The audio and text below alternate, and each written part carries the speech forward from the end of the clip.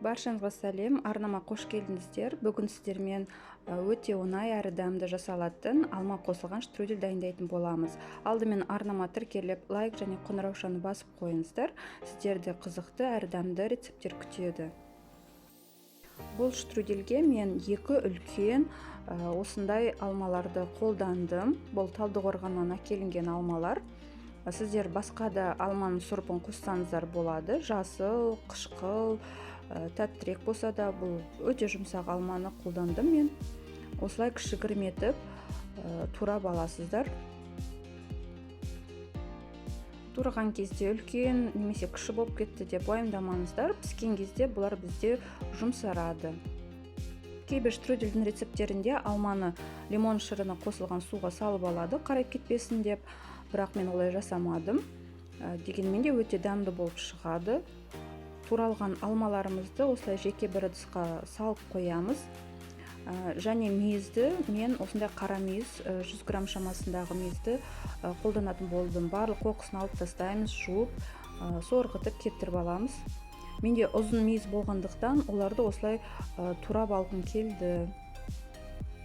Сіздер сары не қоңыр мейіз қолдансаңыздар да болады. Бұл дәміне ешбір әсер етпейді.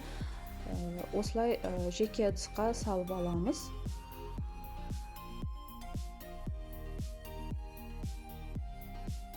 Ендігі кезек жаңғақтарға келді. Сіздер басқа да жаңғақ қоссаңыздар болады. Арахис немесе грек жаңғағын. Бұл да дәміне қатты әсер етпейді, керісінше керемет дәм береді. Қажет болса, бұны кішкене пеште қуырып алсаңыздар да болады. Мен осылай пышақпен ұсатып алдым. Блендерді қолданбадым, өйткені тым ұсатып жіберу мүмкін. Ондай маған ұнамайды. Жаңғақтарды жеген кезде сезгенді ұнатам. Міне осылай 3 ингредиентті қосып аламыз және шамалы қант қосамыз. Мен мұнда 3 ас қасық қостым және даршын қоссаңыздар да болады. Бұл керемет дәм береді. Осы жолы мен қоспадым, өйткені балалар бізде даршынды онша жей қоймайды. Үстелдің үстін ұнға жақсылап сеуіп аламыз және мен осы жолы дайын қатпарлы қамырды қолданатын болдым. Бұл менде 1 келі қатпарлы қамыр. Осы салмаға мен 2 орама жаңағы штрудель дайындауға болады. Жақсылап тұрып, жұқа қылдырып есіп аламыз. Бұнда қатпарлы қамыр піскен кезде үлкейгендіктен жұқа қылдырып есіп алғанымыз жақсы болады.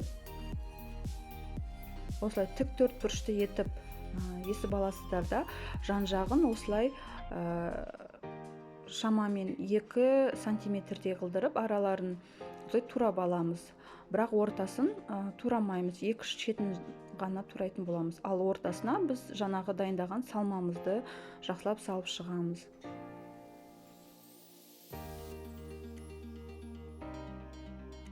Алдында атап өткендей, 1 келі қамырға менде осы салмам 2 бөлікке бөліп салғуға жетіп отырды.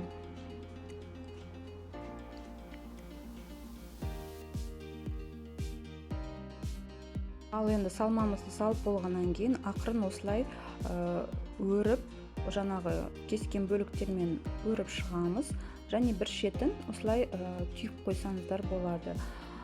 Дайын біздің штруделімізді табамызға салып, астына пергамент қағазын қоямыз, өйткені бізде алманың шырыны бөлінеді, қант ериді.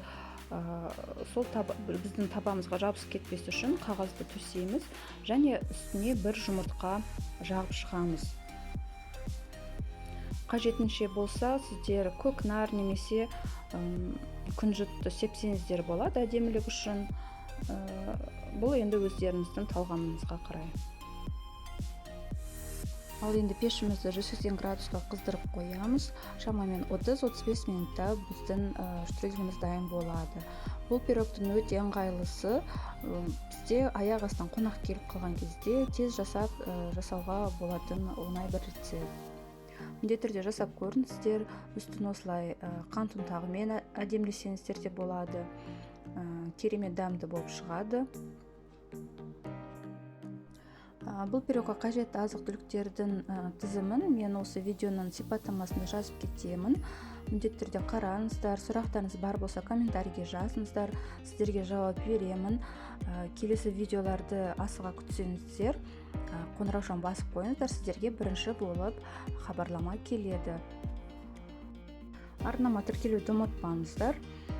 Менде плейлист бөлімшесінде көптеген ыстық тағамдар, бәліштер, салаттар, қысқыға арналған түрлі рецепттері бар. Кіріп, қарап көріңіздер, жасап көріңіздер, өте дәмді болып шығады. Үй жағдайындағы қарапайым рецепттер.